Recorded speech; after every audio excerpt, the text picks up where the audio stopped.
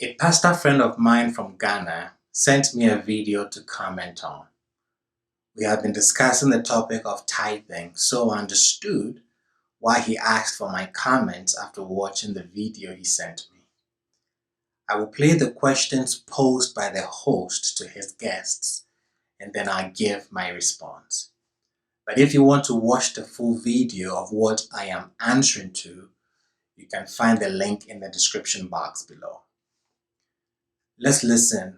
This tithe thing is still, I'm not settled in my mind about it, because whichever way we look at it, it's still an Old Testament phenomenon that we are insisting on practicing and asking people that when you receive your salary of 1,000 cedis, bring 100 cedis to the church by force. Why are we insisting on something that's really an Old Testament practice? The origin of tithe is what? The first person to bring a tithe as prescribed to the nation of Israel was not Abraham. Also, tithing was not invented by the God of the Hebrews or the Bible. The practice of tithing can be traced back to Mesopotamia and Ugarit.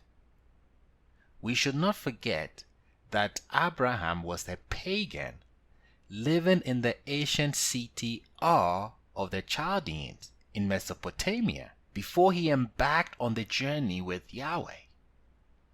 We see that in Genesis 15. And he said to him, I am Yahweh who brought you forth from Ur of the Chaldeans to give you this land to inherit it. So this is where Abraham is from. He's from Ur. This place Ur, where Abraham was from, is situated on the Euphrates in lower Mesopotamia. This city has been excavated. So Abraham did not pay tithe to Melchizedek, as we see in Genesis 14, because God told him to do so. No.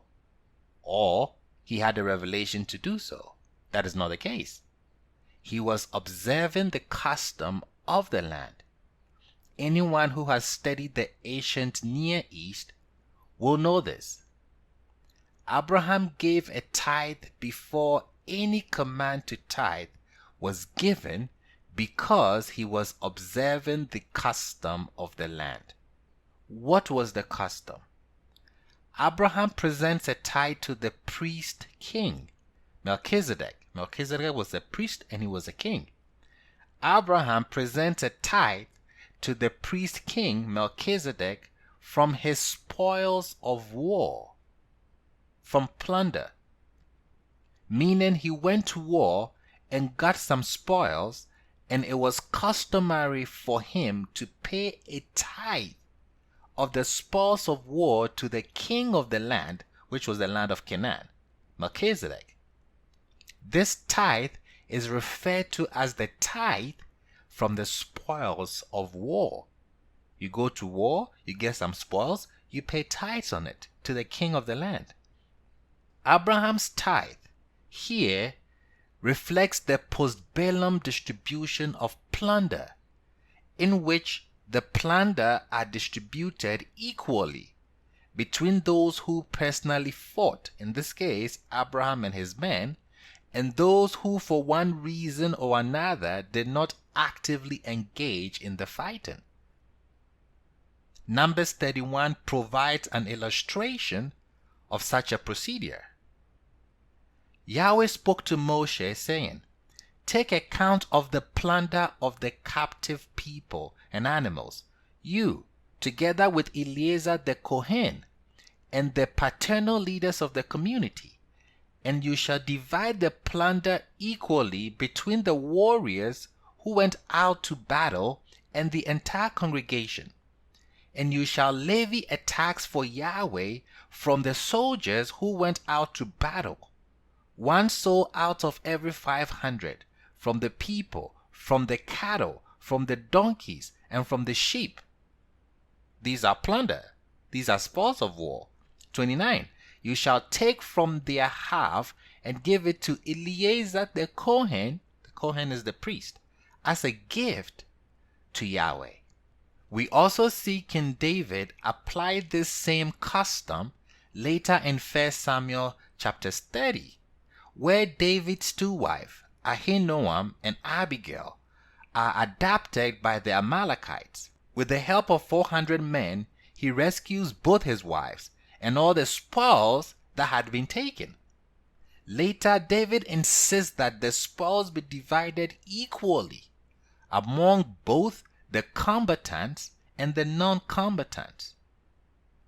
And David said, "Do not do so, my brethren, with that which Yahweh has given us."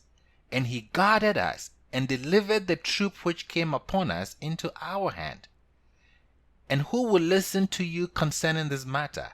For as the share of him who goes down into battle, so is the share of him who stays with the luggage.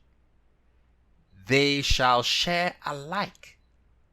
And it was from that day on that he made it a statute and an ordinance for Israel until this day, meaning that David reinforced the instructions given in Numbers chapters 31. The same custom that was Canaanite, the same custom from Mesopotamia that Abraham was keeping as a custom, not a command from God.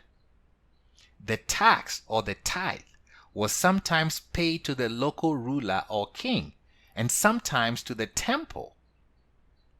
Because the kings of Ugarit, Phoenicia, and Mesopotamia often served a cultic role in addition to their regal responsibilities, so they take the tithes.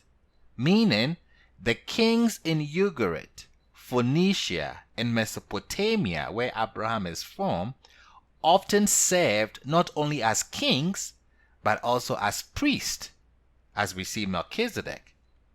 The tithe Abraham paid to Melchizedek was from the spoils of war. He was obeying a Canaanite Mesopotamian custom. It's not the foundation for the biblical tithe given to Israel, which went not to the king, but to the Levite.